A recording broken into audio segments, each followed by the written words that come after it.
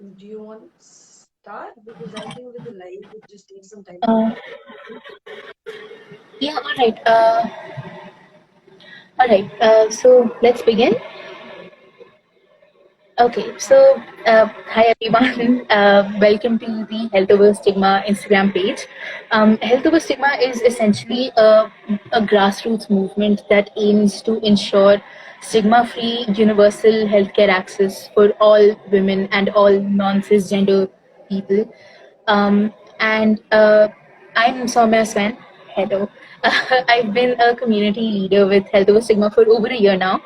Um, and so today's event was in honor of the International Day of Elimination of Violence Against Women, which has been designated by the UN to be held on the 25th of November.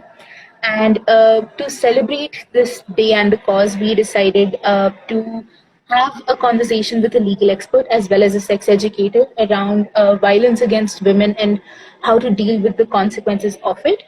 So it is my greatest honor to welcome Mishika Singh, who is the founder of Neev, which is the Foundation for Legal Aid that works with women in the field of women's rights and human rights, and particularly for women who face gender based violence.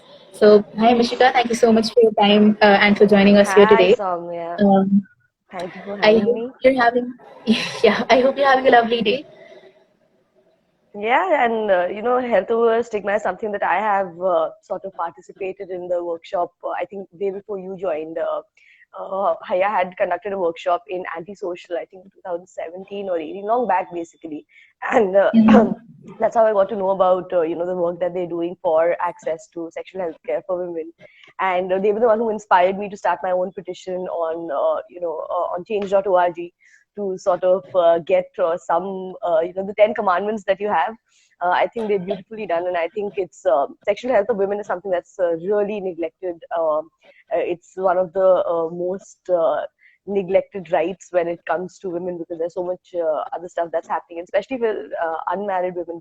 It's quite a pain to even access that kind of healthcare. So it's really nice of Haiyya to take this up when most of the rights-based organizations that I know have stuck to more mainstream rights that are there. So True. good job. That is true. Thank you so much for your ongoing support. So let's just jump in. I think the best place to begin would be with the basics. So can we talk about the different kinds of violence against women that are sort of legally recognized in this country? Mhm. So there's physical violence. When we think of violence, that's the first thing that comes to our mind. So of course, there's physical violence that's there that is recognized, but that's not specifically for women. That's for any person being suffering any bodily harm. That's covered under the Indian Penal Code.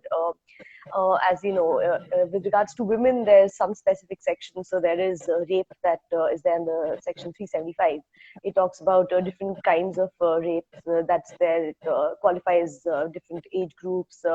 If the perpetrator is, someone from the police force, or if there's if it's under the pretext of marriage. So different kinds of rapes are recognized under the IPCs. That's another kind of physical violence, physical sexual violence that's seen. And then there is violence in terms of there's outraging the modesty of a woman, which is not very defined, but it's contained under the IPC. After the rape case that happened in 2012, the Delhi rape case, after that the amendments were introduced to IPC, which is the Indian Penal Code, Criminal Procedure Code, which is basically procedural law that takes care of all the offences under IPC, and the Evidence Act, which supports these two criminal laws. And IPC, the amendments were basically saw stalking, acid attack, harassment as different categories under the IPC. Earlier, they were just, there was one category which talked about harassment in a very vague sense, but thankfully, after the amendment, now we have a separate section on stalking, separate section on acid attack, separate section on harassment. So these are the offences that are covered under the IPC, which is a general act. After that, there's different kinds of violence that's recognized against women under the Domestic Violence Act. So under the Mhm. Domestic Violence Act, it's called the Protection of Women from Domestic Violence. that's been an act that's enacted to protect women from domestic violence, which is something that's quite prevalent in our country across social status. So from the lowest to the even the richest and the most literate urban people have been seen to engage in domestic violence. So domestic violence talks about four different kinds of violence. There's of course physical violence. There's sexual violence. There is monetary or economic abuse or violence. That's there when you deny your partner, your wife, the right to live with dignity, to resources to live a decent life by depriving her of giving her some monetary help to lead the life that she needs to. Then there's verbal abuse. That's their aggravated forms of verbal abuse have been recognized as domestic violence, and there's emotional abuse that's recognized. So these are the different kind of violence that's covered at different levels. The IPC is a general act. The domestic violence is a women-specific act, and then there was recently because it's happened much later than it ought to have, is protection of women from sexual harassment at work. It was earlier for the longest time just a guideline of the Supreme Court that had to be followed. And eventually the act was finally got in place, which is to protect women from sexual harassment at work. So that looks at only sexual harassment. It defines sexual harassment in particular ways regarding, making unwanted advances, showing gestures or showing pornography or things of sexual nature that are recognized. That's mostly the kind of violence that is there under law and that we deal with on a more day-to-day basis. Right. Yeah. So I feel like that's a pretty comprehensive sort of guide. Um, so let's jump into the sort of legal consequences that can be expected for the different kinds of gender-based violence that we have discussed right now. So, legal consequences and the legal procedure varies a lot in terms of which path you're taking. For a rape case, the path is different. You file a complaint with the police, gets converted into an FIR. There's an investigation that's made. The case goes to court. The trial happens. Evidence is led, and eventually the judgment comes. It follows the procedure laid down under the CRPC. For domestic violence, things are slightly different. For domestic violence, you can approach the court directly. You can file a petition under the DV Act, and the judge then, you can ask for different kind of reliefs that are there. One thing that's important is that in a rape case, you're mostly asking for conviction of the accused. In a domestic violence case, because your partner is also someone who you're in a domestic relationship with, either a live-in partner or a husband. In that case, or sometimes in-laws and or relatives of the partner that you're with or filing a case against.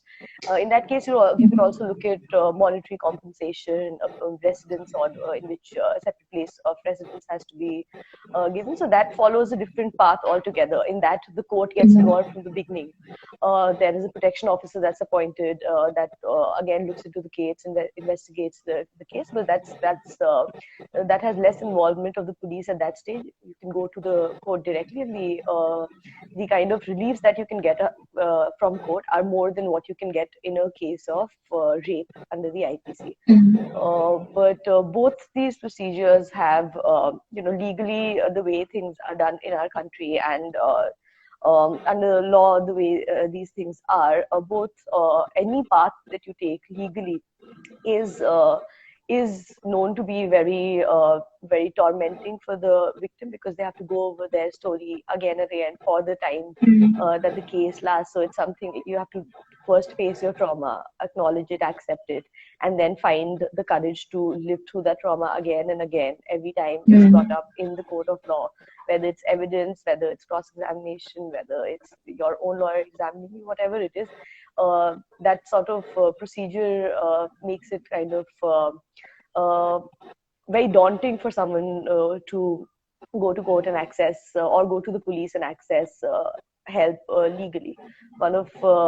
At the first stage, only in the case of molestation, eve teasing, rape, when you go to the police to file a complaint, the first reaction of the police is usually to discourage a Mm-hmm. complaint, and it's sometimes a good place to tell the victim that maybe it'll be easier for them to get on with their life if they don't engage in a legal battle. But I think that agency should lie with women, and they should be able to decide For whether they sure. want justice and what justice means for them. So the legal trajectory for all of these cases can differ depending on which path you take and under what law you're asking for relief.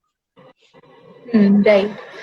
So, to the point of pursuing legal action and that being the agency of the victim, I feel like one of the most commonly asked questions is how long cases like these will take, particularly after the 2012 Nirbhaya case with the fast track courts and everything that became a huge matter of public discourse.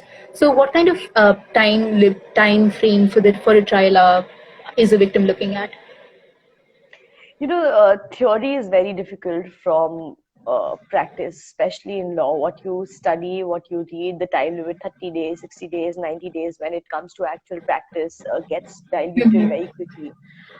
Part of it is because of the laxity in the system. Part of it is because the system Mhm. is overburned to a lot of extent. We're not equipped to handle the kind of cases, the number of cases that we get. And you're right that the amendments that were made after the 2012 rape case did change a lot of things for the better. But the unfortunate part is that the amendments came out of the Justice Verma Committee report. This was prepared by three judges. Trial judges under the chairmanship of Justice Verma. It was given in January. They were given a solid time limit of 30 days that they have to do Mhm. submissions. It's a beautiful report that they've prepared, which talks about fast track cases, talks about CCTV cameras in police stations, and the gender sensitivity that needs to be conducted for police officials, because that's the first point of contact for the victim.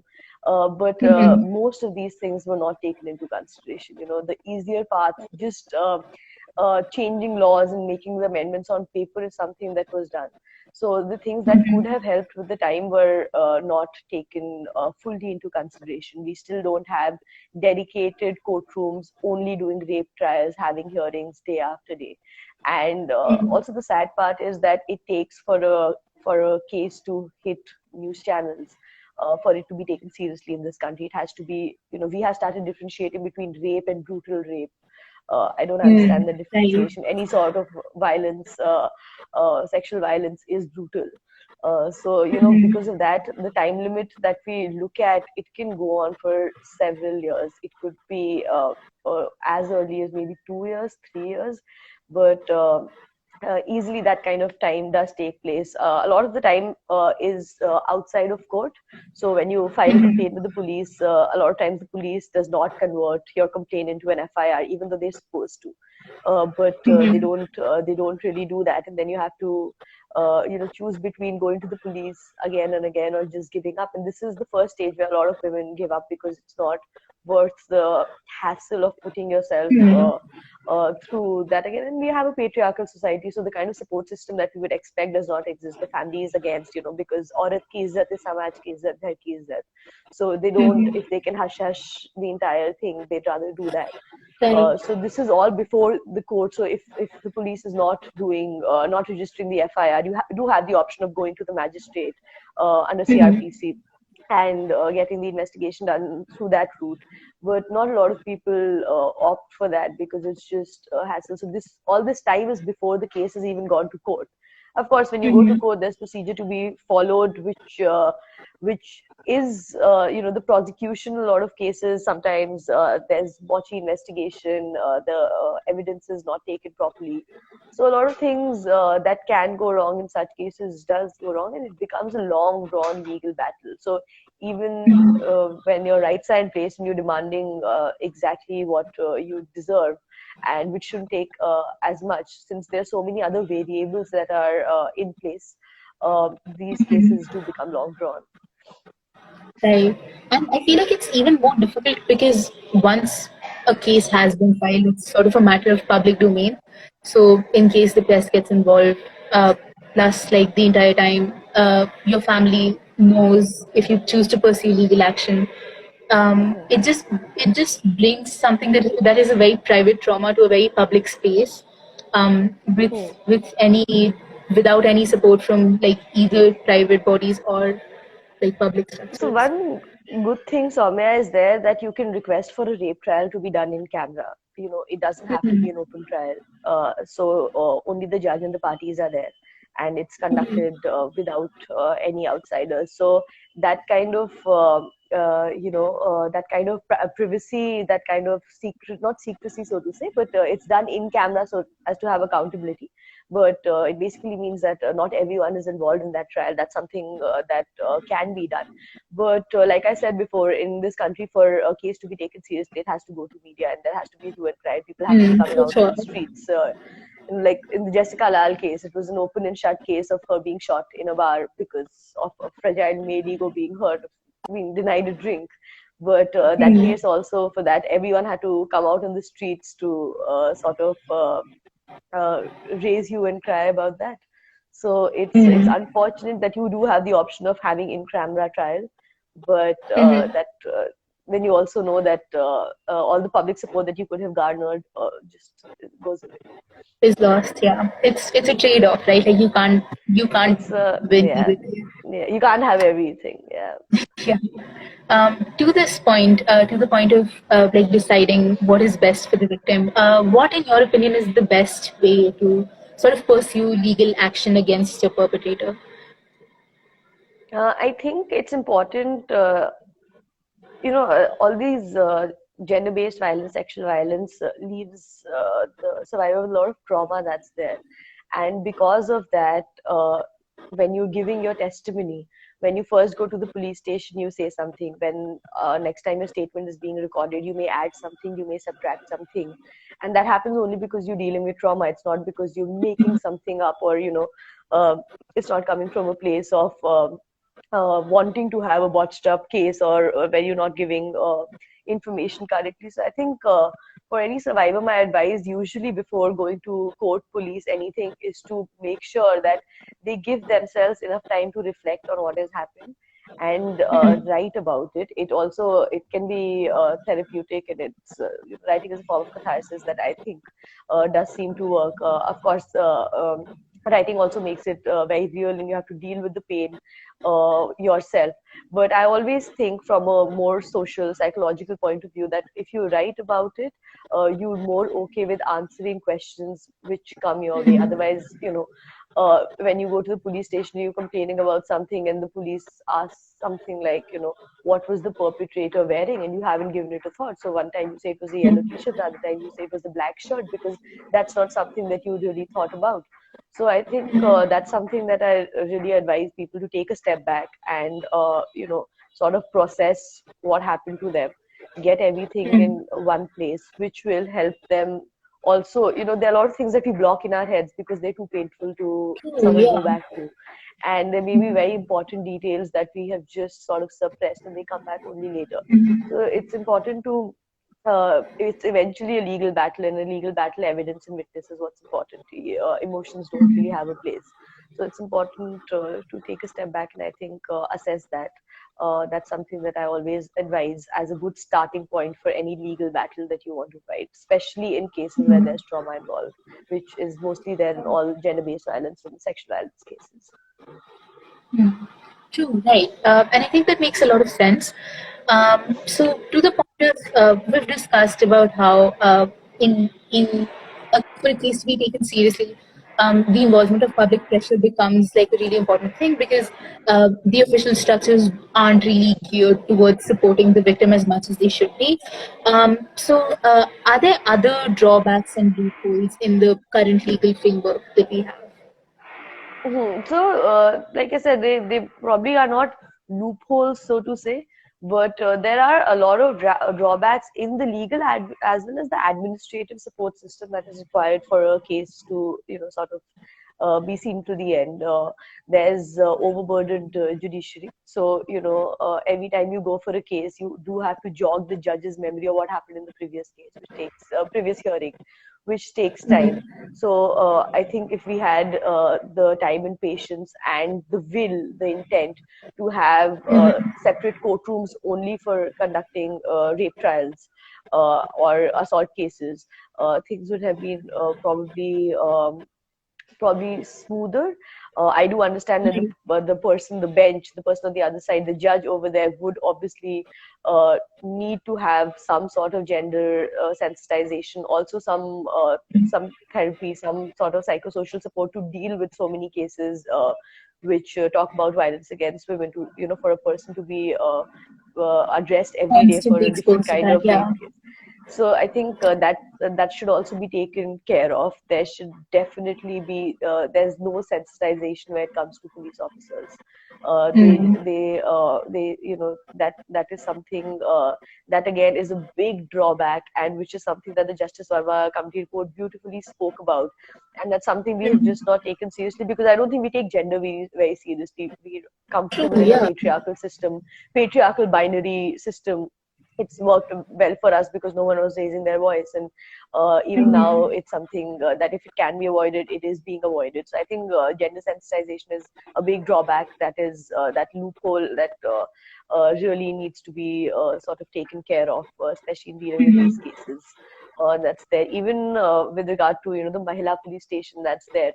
When you go for a case of domestic violence, whichever kind of domestic violence it is, mediation is something that's offered, that both parties come to the table and try to sort it out. So that that sort of offer also should be done by someone who I think is trained to also take into account the psychosocial support that the victim, the survivor, may need, and not just from a legal or a police standpoint. So I think these are some small little ways in which you can really change the entire system and actually get a sea of change in how these cases are dealt with, and help the victim come out. Not only, you may win a case, the accused may be behind bars, but you're left with a long drawn legal battle that's drained you of time, energy, money. You're labeled as a rape victim or a rape survivor everywhere, and that becomes your identity.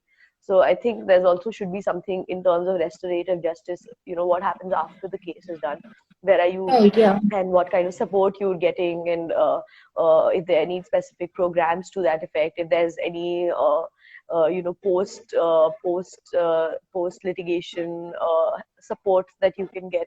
I think these are some of the I don't know if they're drawbacks or loopholes, but they're definitely some open spaces, some voids that if filled can make the uh, make the journey of a person fighting. It's an uphill battle anyway. At least it can be without potholes and without ditches. It can at least be a smoother uphill battle, so to say. Right, true. And also to the point of making the journey, this sort of journey of like legal action and redressal smoother for people. Can we discuss the ways in which pursuing legal action is harder for minorities as well as vulnerable populations? For instance, one thing that comes to my mind is the fact that access to psychosocial support is easier for people of higher income in general, right? So, in what other ways is the legal system sort of more unfair to people who are already vulnerable? This is something that I firmly believe in and always say, that in our country, depression is only for the rich, and that's also for trauma. True, It's true. you have to belong to a certain economic strata of the society to be able to be depressed, or to be able to have trauma, or to be able to need some sort of support. And I think that comes from the fact that we don't take mental health very seriously. So in terms of when we're looking at providing support to victims, I think first there needs to be acknowledgement that trauma is something that can interfere in your day-to-day life. The trauma of asking a victim to marry their rapist, just the suggestion, uh, Right. the kind of trauma it can cause. So True. again, there's no gender sensitization. There is a patriarchal system that is in place.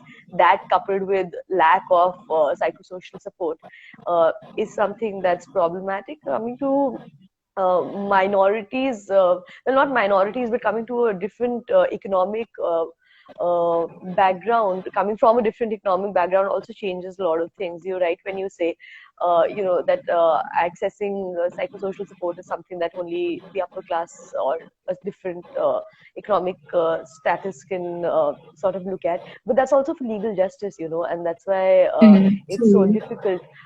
Most of the cases, I do a lot of workshops on rights of women, and basically the idea is to empower them about their legal rights in case they want to use them. And we have this one entire piece on why don't people access justice, and apart from lack of knowledge and the whole thing of कि लोग क्या कहेंगे, आपकी बेटी के साथ इतना बुरा Mm. हुआ, अब आप कोर्ट भी जाओगे, जाने दो, उसकी शादी कर दो, उसको दूसरे शहर भेज दो, is the most common thing that we see around in a lot of cases.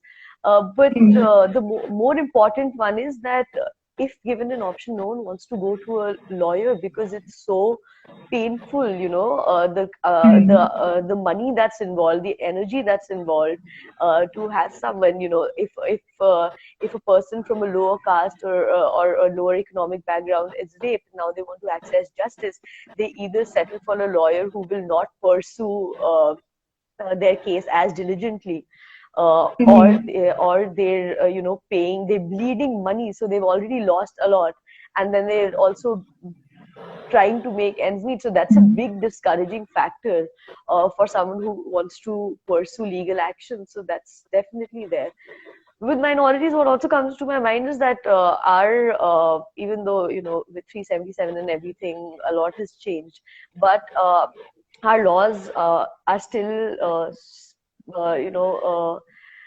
made or framed in a very binary way. They Yeah, recognize for sure. violence committed by a man on a woman. Domestic violence, husband, wife, live-in relationship, man, woman. It's very binary. So for claiming your rights, it's important to be well off. It's important to be binary. It's important to be aware of your rights. These are the things that you already need to have. Where is the resource for all of this? So I think access to legal justice in that way also gets very limited. That's something we're trying to change. So that's something that we're really trying hard to change, that at least in terms of awareness we're providing, in terms of if after that someone wants to pursue their case, the trust is taking that up. So we're trying to fill that gap, but I think there's still a long way to go. Yeah, for sure. I mean, grassroots organizations can only do so much, right? Unless there is a fundamental change in the way that we view not only gender based violence, but the idea of gender in general as well. It's all very correlated. The fact that the law and the sort of legal structure is constructed around a gender binary, I think that's a really interesting point. Especially because female presenting individuals in general, as well as transgender women, are statistically more sort of susceptible to violence. The fact that there is no legal support for them is it's a horrific gap. It's something that really needs to be addressed. So thank you for bringing that up for sure. Um, so moving on to a slightly different, sort of more specific question. Uh, if we were to talk about violence and sexual violence in the workplace, you mentioned the Protection of Women from Sexual Harassment Act. What sort of protections can an employee seek within the workplace? Okay, so I think within the workplace, the first thing that I've come to realize recently is that even till now, it's mandatory for every organization to have a committee in place, an internal complaints committee. Not a lot of organizations have that. So for an employee, whenever they're joining any company or any workspace, especially, there's some fields which are more prone, well, not prone, but in which more opportunities of violations may arise, as opposed to a safe job is what we say, I think it's important to make sure that there is an internal complaints committee. I've dealt with so many cases where there has been a case of sexual harassment against a fellow employee, and that's when they constitute a committee saying, "Acha, acha, this is our committee, and Right. these are the After the people. fact. We need an external member and all of that." So it's most like an afterthought that now you have to deal with it. So I think an employee should sort of be careful of this that a complaints committee is there. And also I think in an organization what happens is you have to tread very carefully, and this I've seen in a lot of cases around me.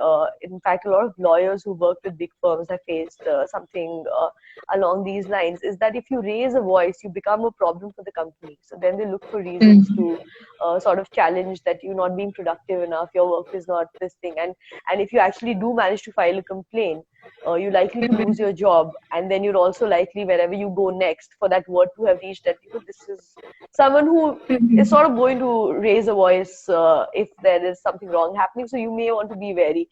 And this also again comes, I think patriarchy is the root of all problems, but this again For comes from sure. the fact that no one wants a woman who has a voice. It's just easy to have someone who doesn't and works in silence, and it's just convenient for everyone. So I think uh, I can't really answer on how an employee's path in how they navigate waters in a professional space can be more safe. But I think a few things that they can look at is that there is a complaints committee in place already, and the organization does have some people on board which are looking at this seriously. I think that's something that's there. Also, I see a lot of people finding it easier to quit a job and move on to another organization instead of raising a voice, and I respect that sort of choice. Because only they know where they're coming from and what's best for them. But in case they decide to file a complaint, they should also know that they can't be fired because of that. And if they have decided to pick up the battle, they should fight it till the end. They should then make sure that they're also protecting the other rights that they have along with the one that's been violated. That just because I filed a complaint against a fellow person who happens to be my senior in the company or in a supervisory capacity, or having a name in the company, that does not mean that you're going to be firing me from my job on account of less productivity and things like that, only because you know that my rights have been violated, and therefore I'm not going to get a good name for the company, sort of things. I think just treading with things a little carefully and looking at it from a more wholesome point of view of one right has been violated, so you have to also safeguard the other. That's something that one should keep in That mind is also. true. Yeah, that's very true. And I feel like there needs to be sort of a reframing of the entire issue of a company's reputation, because, like, if the work culture of a company is such that it doesn't allow for sexual harassment to happen, there won't be any aspersions on the reputation of a company. So it's like you're Yeah, treating a symptom but not the problem. Um, yeah, sexual again, harassment. That's what that's the thing. Like, a lot of people don't recognize it as sexual harassment. It's just office banter, or just a colleague trying to be friendly. Why you overacting? Why making a scene out of it? What's the hue and cry for? So it's also uh, to acknowledge harassment for employees, also for them to acknowledge that they're being harassed. For a victim also, it takes time, because everyone around you is saying, "Arey, mazak hi to kar raha hai. Arey, he was just flirting with you. Arey," that sort of it's mindset all is there. dismissive. Yeah, yeah, for Yes, sure. It's all just, it's so frustrating is the thing. But yeah, it really is. so Yeah. yeah, the thing that jumps out to me the most is just the gap between the theory of the law, like sort of the ideal circumstance, and how much of a gap there is with like the real life and real time experiences of people. And I feel like another space where that is expressed is within the home, right? Like with domestic violence laws. So, like you mentioned, the legal consequences for domestic violence and the legal protections are more than there are for rape charges. But in what ways can they be accessed, and in what ways do they fall short? So, like at home, uh, you know, uh, home is where we're supposed to feel the most safe, and in a lot of cases that does not happen.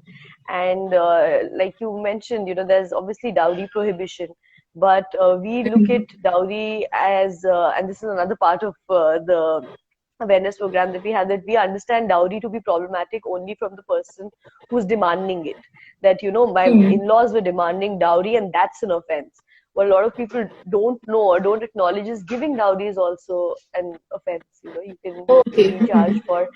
So that's something that we don't know. हमें बस पता है कि दहेज मांगना गलत है, दहेज मांगना ऑफेंस है, पर दहेज देना भी उतना ही गलत है. It's a legal offense.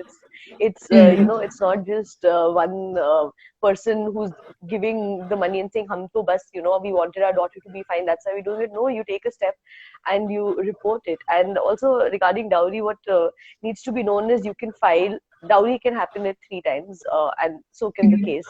One is before marriage, fixing the marriage, अरे हाँ लड़की अच्छी है, ये है, पर एक टीवी दे देते, एक गाड़ी दे देते, बच्चों के ही काम आएगा, इनके नाम पे घर हो जाता, वही रहेंगे उनमें. It's a gift to them, it's not dowry.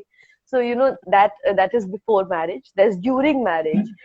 There's during marriage where there's where people just put their foot down and say कि अच्छा आपने 10 लाख बोला था पर हमें 25 लाख चाहिए तभी बारात अंदर आएगी. That sort of a thing.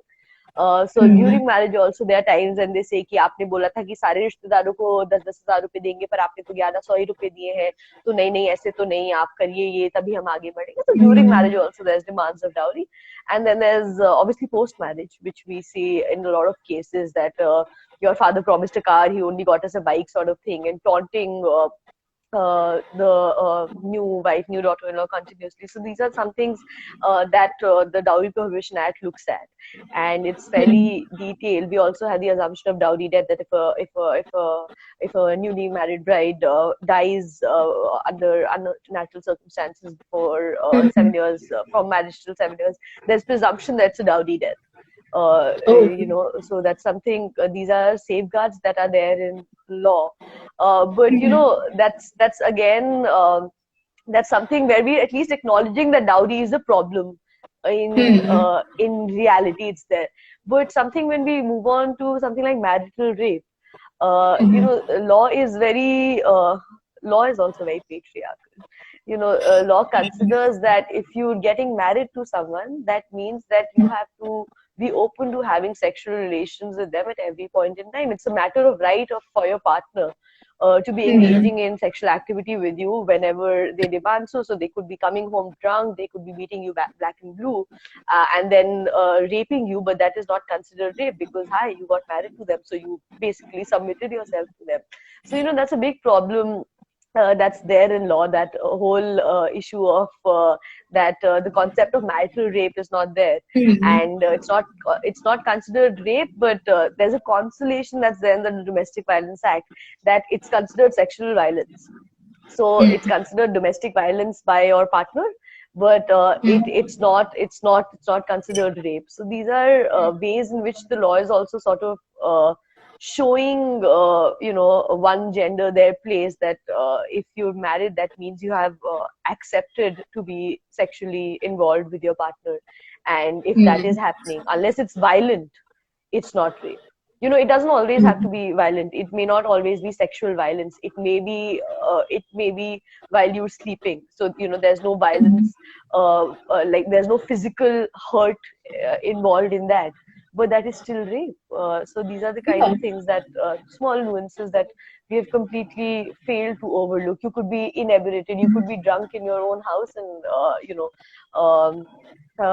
could be raped by your partner, but that's not acknowledged as rape. It's just it's two married people having sex.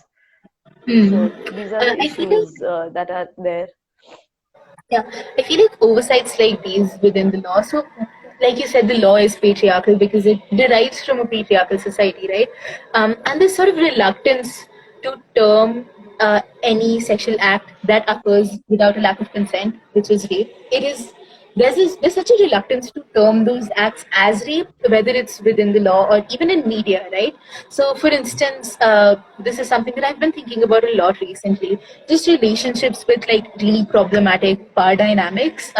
For instance, a teacher-student relationship or the relationship between an employer and an employee.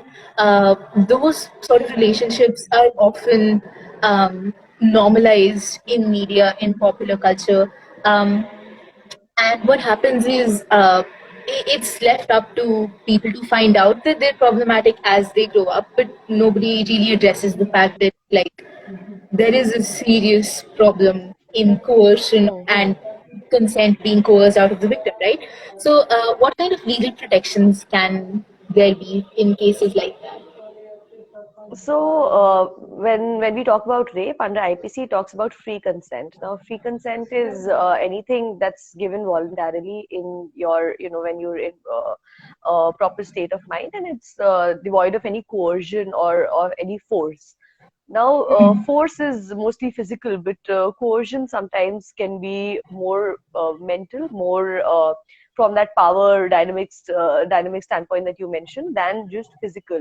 For example, like when we talk about casting couch, you're being Mm. promised something Right. from a person who's higher in power, has some authority, um, is not directly asking you for something, but is sort of, it's like a trade-off. So there's definitely not free consent. If so that is something that is recognized under the IPC. It talks about consent, but then again, when we look at how law is and how law is played out in courts, it becomes very difficult to sort of prove something like this in court, because you look at so True. much, like I said, there's no place for emotions in law.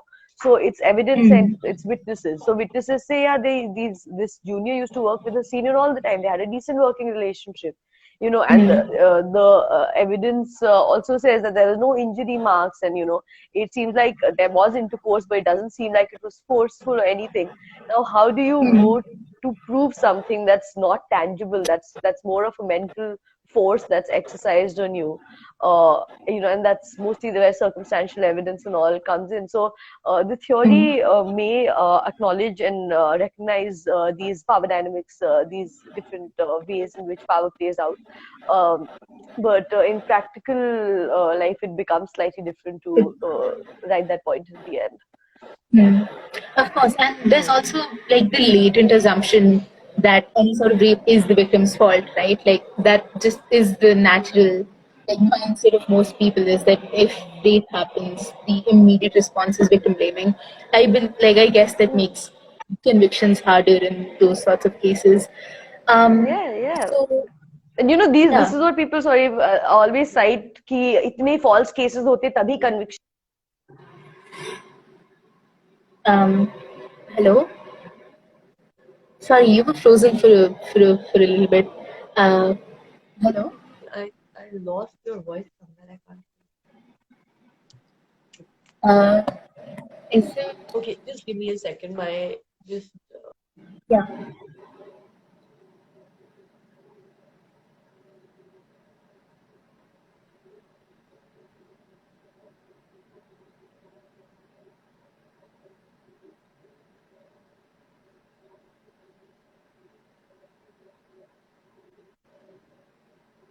Hello.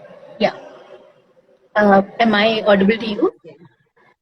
Disconnected. Yeah, I'm just trying to connect my earphones. There's some problem. So they just Yeah.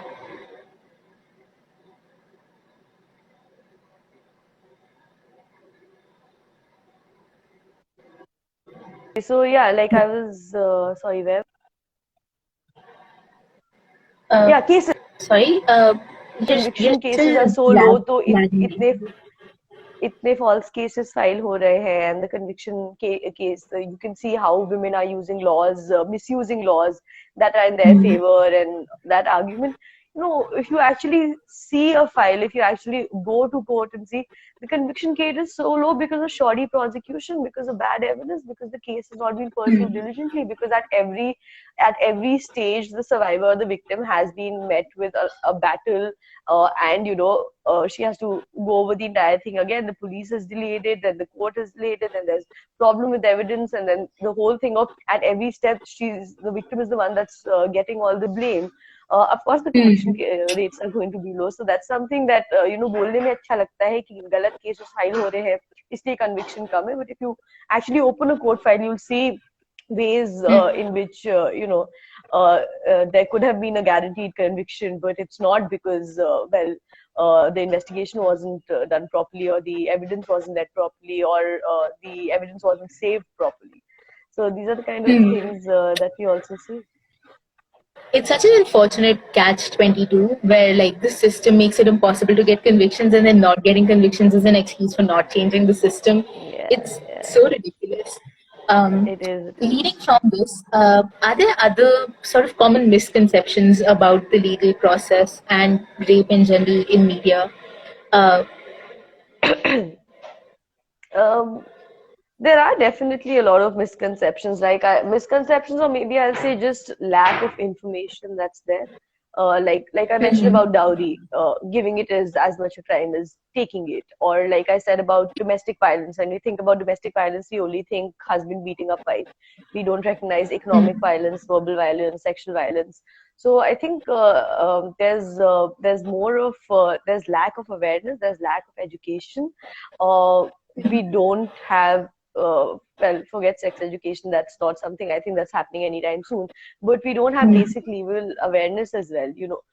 For the person who's after school going to college and then joins the workforce, they don't know that the place that they're joining should have an internal complaints committee. So I think it's mostly that there's very limited information that is offered to you. You have to go out of your way to be looking for this information, and the only way you look for information is when something's already happened. So I think that's problematic. We should have some legal module for colleges, for young adults, to sort of educate them of their rights. In general, also, you see a lot of school students being very proud about their drinking and driving and saying, oh, didn't I drank so much and I drove. I'm like, forget being unsafe. That's on you. You want to live, you don't want to live, you want to meet with an accident, but you're also committing a legal offense. So, those are some things that people just, it's amazing how we don't even acknowledge a lot of these things. And I think the problem with that is that there is a severe lack of legal awareness. And law is something that shouldn't be an option. It shouldn't be something that you choose to do after 12th as a career, but some basic legal education, something that should be made mandatory. But I think that's what we don't want. We don't want people to know their rights because then they ask for them. So, that is true. That is so true. It's that. Yeah. It's such an efficient tool of control too. Like if people don't know what they're going through is something that is problematic, they won't report it. So yeah, that's true. They don't even know how their rights are being violated. They just don't know. They don't know it's their right in the first place, and no one's told them, and they don't know how to find it out. Especially, and this we see for a lot of people, even with a particular upper middle class background. So for people with lack of resources, it's absolutely impossible for them to know what their rights are, and how they're getting violated is a different story altogether. Right. Somebody in the comments says that it's a vicious circle, and I feel like that's the best way to put it. It's like lack of information is such a tool for disempowerment. So leading from that, I guess awareness is one of the ways that like grassroots workers and us as people at our level can bring about change. What other ways can we support victims, especially in cases where they aren't able to seek legal aid at the moment? Like, for instance, if there is a victim of domestic violence that we know of who is a minor or dependent on the family member who is perpetrating the violence, what can be done in those situations? So see, dependency is another thing that the law takes care of. If you're a victim of Mm-hmm. violence and if you're dependent on your partner for your sustenance, you can ask the law, the court to give you a separate residence because of violence, or either the person is arrested and taken into custody so that the violence doesn't continue. And you also ask for interim maintenance and final maintenance. So interim is while the case is still going on. So just because you're dependent on your partner does not legally bind you that you have to subject and continue to subject yourself to abuse. So that's something that women should keep in mind. And a lot of these women that we deal with, that's what they say, कि वही कमा रहा है, छोड़ देंगे तो कहाँ जाएंगे? Because they don't know that they're entitled to that kamai that's there. Patriarchy also works in a good way because whatever the husband is earning is for the entire family, and Yeah. he has a duty to maintain the wife. So that's on the husband. So that is something that I think awareness to that effect, that just because you're dependent on your partner doesn't mean you have to continue to subject yourself to abuse. You can go to court and seek money from them to stay away and to lead your own life in the same fashion, in the same way that you were leading it before while you were still with them. That's something that's there. Apart from that, I think organizations obviously work with a lot of women in terms of survivors or trafficking or domestic violence and all of that. I think how we have the Delhi Legal Aid Services Authority, and we have the National Legal Aid Services Authority. I think as a limb of that, at least in terms of administration, that's how I see it happening. In terms of administration, there should be a joint limb for someone providing psychosocial reports. So if you're getting cases under DALSA, which which are for gender-based violence or which are for crimes against women, you also have an associated like a complementary limb which is taking care of their psychosocial support while the case is still on. And then you also have some NGOs that you've tied up with, or some in-house way in which after the case is done, there's some form of restorative justice that's being looked at, where these women can get some training, or they can get employment, or they can get associated, maybe become a brand ambassador to help other victims sort of break the silence and get out. I think, but see, these are again administrative things, and I honestly don't see an intent for any of these to be happening. Because it's not difficult to do any of this. It's just that I don't see the intent for it. So I I mean, think it's not, those are some again, ways. there's So no that's the popular gap. pressure Maybe points. yeah, maybe these are the gaps that organizations like yours and ours can fill. That provide them legal aid, provide them maybe access to other organizations which can help them with gainful employment, which can help them restart their life, which can help them deal with their trauma in a more constructive, better way. So I think we can do our bit, and hope that Yeah. someday the state will wake up to realize that its citizens, its people need to be treated better, and need sort of a more wholesome idea of justice in place, and not just going to court and fighting a battle. I think that's a beautiful conclusion to this talk.